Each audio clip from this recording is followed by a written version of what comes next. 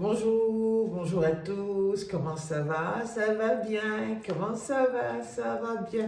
J'espère que vous allez bien chez vous et je vous souhaite la meilleure des journées. Nous allons parler aujourd'hui du suicide.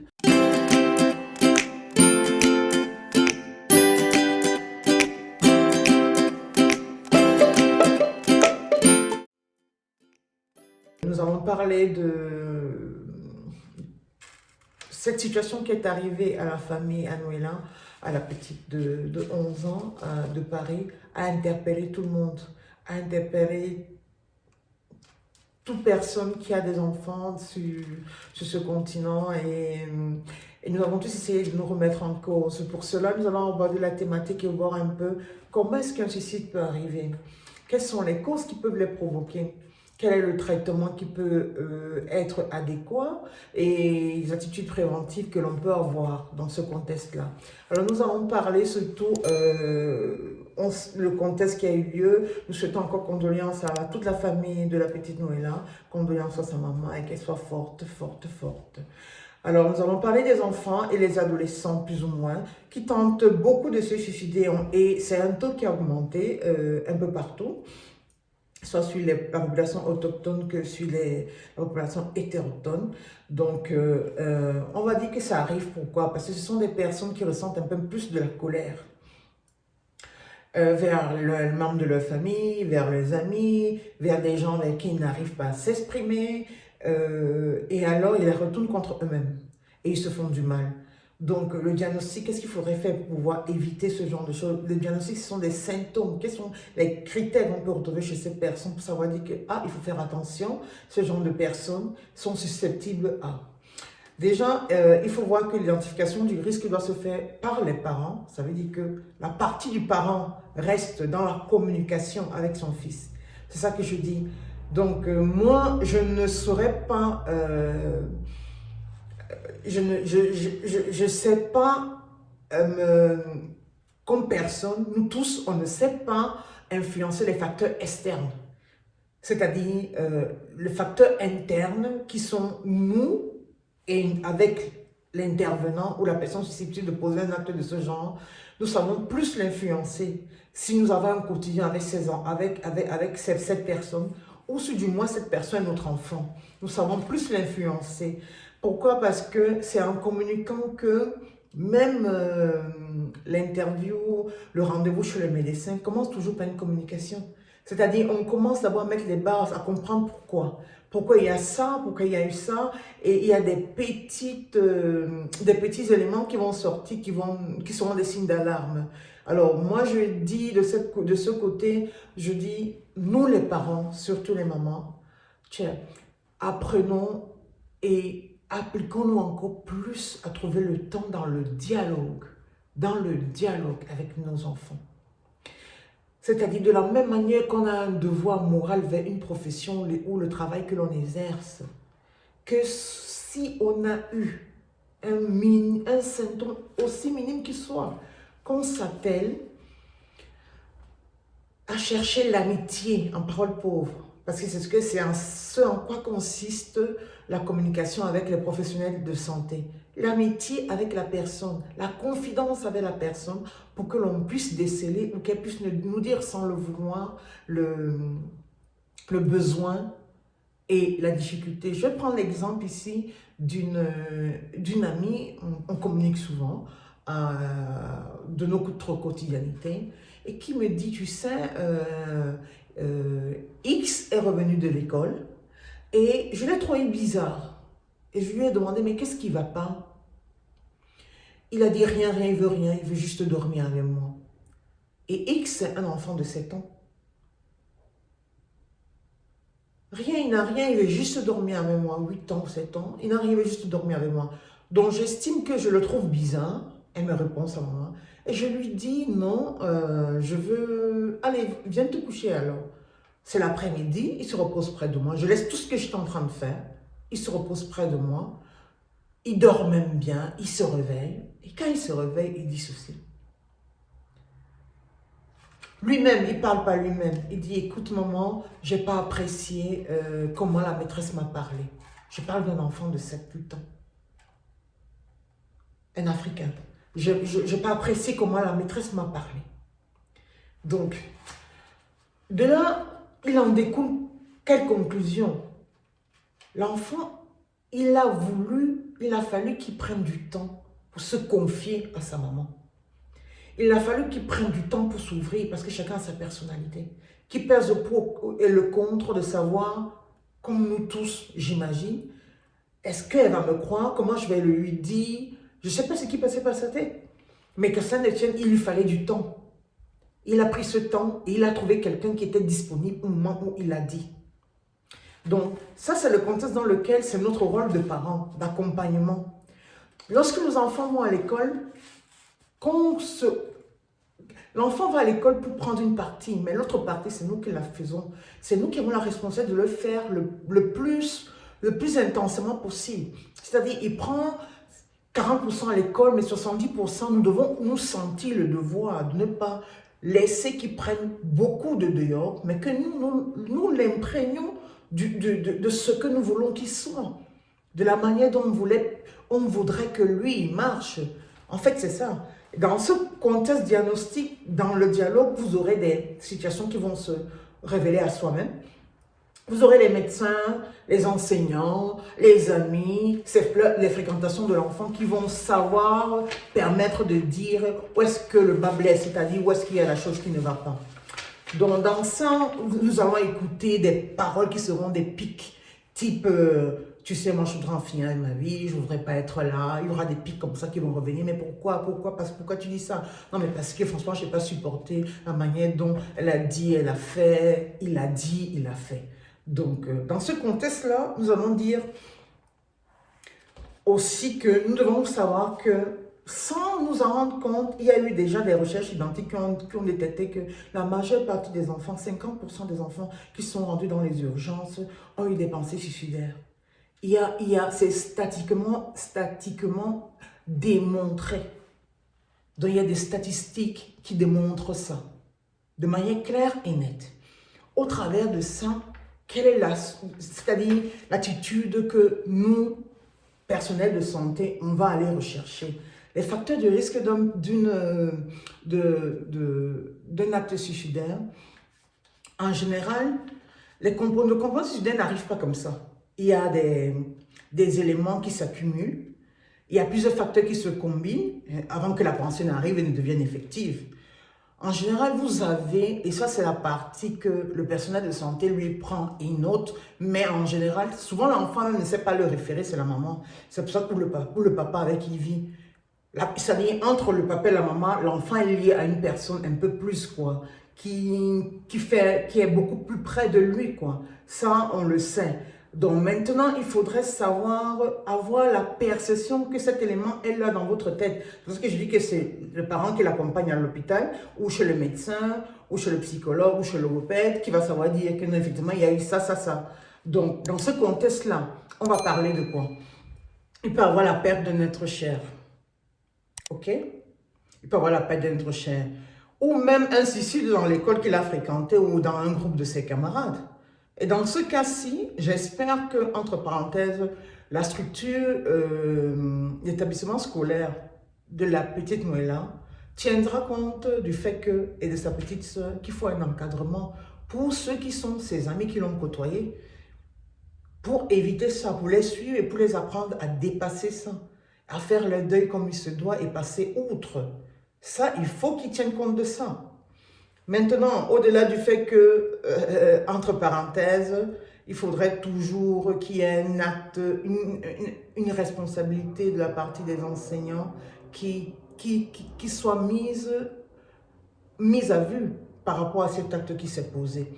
Donc, il faudrait, on retourne dans les facteurs de risque, on peut avoir aussi un changement environnemental ou familier. Ça, c'est des choses qu'on ne note pas trop. Changer de maison. Une mère seule qui se met en couple de nouveau. Et elle a ses enfants, mais ses enfants, bref, elle ne tient pas compte de ce qu'ils pensent ou de ce qu'ils vivent dans ça. Parce que dans notre éducation africaine, c'est souvent des trucs qui sont détachés. J'ai le droit d'eux et l'enfant écoute. Donc, il y a je prends des exemples, franchement, je ne tiens compte de rien parce que je ne sais rien du tout. Donc, la perte d'un petit ami ou d'une petite amie, ça peut arriver aussi. Et il peut aussi avoir, dans les cas échéants, une humiliation que la personne en soi peut avoir subi ou par ses amis, par les membres de sa famille, par les enseignants. Et il y a aussi le harcèlement scolaire. Et là, franchement, par rapport, ça c'est un harcèlement verbal, un harcèlement mental, où on veut inculquer une idée et on dit à l'enfant que l'enfant n'a pas le droit de dire sa pensée. Donc, je crois que là, on est tous dans un contexte où on sait que ces enfants ici sont des enfants qui sont tellement émotionnels et fragiles. Dans la pratique courante, c'est pas comme ça que ça se passe. On prend toujours le temps d'écouter les enfants. On n'y va pas à main forte. C'est-à-dire, de la même manière qu'on ne peut pas violenter un enfant physiquement, on ne peut pas le violenter aussi mentalement. On ne peut pas le violenter mentalement. Des choses s'inculquent avec douceur. Donc, l'enfant n'a pas le droit à une punition parce qu'il n'accepte pas quelque chose. Ça ne se passe pas comme ça. Et par rapport aux harcèlements, moi je dirais d'un aspect comme maman, les mamans doivent apprendre à être plus fortes et à mettre vite la main sur la table, même avec l'autorité qui est de l'autre côté. Ah oui. Mettre la main sur la table, même avec l'autorité qui est de l'autre côté. De toutes les manières, on est tous dans un pays de droit. S'il faut après évaluer que non, tu as eu tort parce qu'il y a eu une parole verbale, parce que du moment où tu reçois un harcèlement verbal et qu'il y a un enfant qui le subit et qui l'écoute, toi, la maman, tu remets un harcèlement verbal pour que l'enfant, si tu sais que non, après, tu n'as pas le temps de passer avant, l'enfant se ressent rassuré et se dit non, à côté de moi, elle a mis à sa place et je suis content et je remarche la tête haute pour dire voilà, il a eu ce qu'il méritait parce qu'il n'a pas le droit de ça et ma maman l'a mise à sa place. N'ayons pas peur parce que dans le harcèlement verbal que l'on reçoit, il y aura un moment où il va falloir que les deux parties évaluent qui aura reçu plus d'injustice que l'autre. C'est autant mieux des paroles frustrantes que je te retransmets aussi, parce que tu l'as retransmis à moi, c'est-à-dire à mon enfant, pour qu'on ait la possibilité de se confronter comme il se doit après, que de laisser que ça s'absorbe et puis ça puisse créer d'autres choses qu'on ne sait plus maîtriser. Voilà, et nous avons aussi comme autre facteur de risque l'échec scolaire, les ennuis judiciaires, voilà. Et en général, chez les ados, ces troubles ne suffisent pas, comme je disais. Il faut toujours d'autres facteurs précédents. Donc, en général, vous avez eu des ados qui sont, ça c'est autre chose, ils ont des troubles mentaux, ils sont déjà suivis par un logopède, ils sont très anxieux, ils ont des anxiétés fortes, ils sont schizophrènes, ils sont traumatisés, ils ont des traumatismes crâniens déjà dus à des précédents chocs, ils ont des troubles de stress, quoi. Même stress, ça dit qu'un changement de logement, un changement de famille, les parents viennent de se séparer, tous. C'est déjà des portes ouvertes par rapport à certains trucs dont il faut tenir compte. Et voilà quoi. Au vu de tout ça, on dit que la prévention, normalement, de ça, pour réussir à prévenir ce genre d'actes, il y a des attitudes qui sont promptes que l'on sait tenir, quoi. Donc les attitudes promptes que l'on sait tenir, c'est en fait apprendre à résoudre calmement les conflits. Voilà. C'est-à-dire apprendre à résoudre calmement le conflit. Les conflits, quand je parle de conflits, c'est-à-dire, il y a souvent des conflits, je dis, en prenant le cas de la petite Nuela, je ne parle pas de conflit qui s'est passé avec le professeur et autres, mais il y a souvent le conflit de la gamine qui était en elle, quoi. Résoudre ce conflit qui est en elle, c'est parler. En fait, c'est de ça qu'il s'agit. C'est-à-dire les angoisses qui se sont créées, les anxiétés qui se sont créées, parce qu'elle était mise à l'écart, pointée du doigt de manière continue pour des choses qu'elle ne méritait pas. C'est apprendre à résoudre ce type de conflit. Mais ça vient pourquoi? Parce que nous, on parle avec nos enfants. Nous, on parle avec nos enfants, c'est pour ça que ça vient. Donc, on parle avec nos enfants. Je vais prendre l'exemple, moi je dis toujours, j'ai toujours dit à mon fils, il y a des moments où, il y a 5 ans de cela, j'avais noté qu'il n'était pas trop sûr de lui. J'avais noté qu'il n'était pas trop sûr de lui. Et je priais avec lui. Et quand on priait, là, son psaume, il s'appelle David. Et je dis, tu me lis le psaume de David. Et ce qu'il faisait en continu, c'est qu'avant de partir, je lui dis, mon chou, qui est mon premier amour? Il dit, c'est moi, maman. Je dis, ok, tu dois savoir que je t'aime, ok? De tout mon cœur, ok? Oui, t'es le plus beau. Et c'est vrai que mon petit était aussi très chic. Il a un beau visage, il est fin, il est délicat. Donc, tout d'un coup, il était trop aimé des maîtresses. Et il était un peu, depuis la matinée, on lui disait, t'es trop beau, t'es trop beau. Donc, parfois, il revenait me dire, maman, avant de sortir, il allait à l'école, hein, à une fête de la maternelle, il dit, maman, suis-je beau? Voilà les questions qu'il me posait. Mais ça marque qu'un enfant te le dise, te le demande. Ça veut dire qu'il a besoin de ton approbation pour ça. Donc, moi, je disais à David, quand il allait déjà en première classe de primaire, écoute mon chou, tu dois savoir que je t'aime, ok? T'es le plus beau, t'es le plus fort, t'es le plus intelligent, ok? T'es le meilleur dans tout. Il n'y a personne qui te vaut. Tu saches que tout ce que tu commences, tu peux y arriver. Ah oui, je me mettais en confiance. Pourquoi? Je ne sais pas ce qui s'est passé en moi, j'ai perçu ça. Et j'ai continué à le lui répéter pendant longtemps. Pendant longtemps. Je continue à le lui répéter pendant longtemps. Et pendant longtemps, à un certain moment, j'ai dit, j'ai vu qu'il a pris confiance suffisamment en lui. Il a pris confiance assez à lui. Et un problème ne se posait plus. Donc, dans ça, il faut limiter les accès aussi aux médias. Dans les contenus ne sont pas contrôlés. Parce qu'entre la publicité et l'autre, il y a des images qui apparaissent. Dans les médias, il y a tout. Montrer comment faire pour faire ça, comment montrer pour se séparer de quelqu'un, comment faire pour mettre fin à sa vie. Tu ne sais pas ce que l'enfant va cliquer. Donc, de cette manière-là, c'est l'éducation, c'est la présence constante, c'est ne pas être tout le temps séparé dans l'espace qui est commun à nous. C'est-à-dire, quand on est dans la maison, chacun est dans son coin, quoi. On est déjà dans un pays, dans un continent où on est trop divisé, chacun va de son côté, mais qu'on essaye de chacun faire sa part en cherchant de saisir l'occasion pour être amis.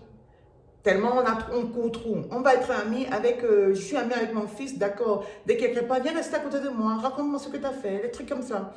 Et après, nous avons aussi avoir des croyances culturelles. Avoir des croyances culturelles qui peuvent être, nous aider, c'est-à-dire prier ensemble, prier beaucoup, faire des déclarations. Ce sont des espèces de coaching mental que nous faisons à nous-mêmes, nous faisons à nos enfants, nous les remontons sans le savoir. En général, le traitement dans ce genre de situation peut être l'hospitalisation, le traitement d'un trouble qui contribue au risque psychothérapie, parce que là, on a vu que par le passé, il y avait un problème précis. Comme on dit, les pathologies qui ont diagnostic maintenant, en général, viennent d'ailleurs.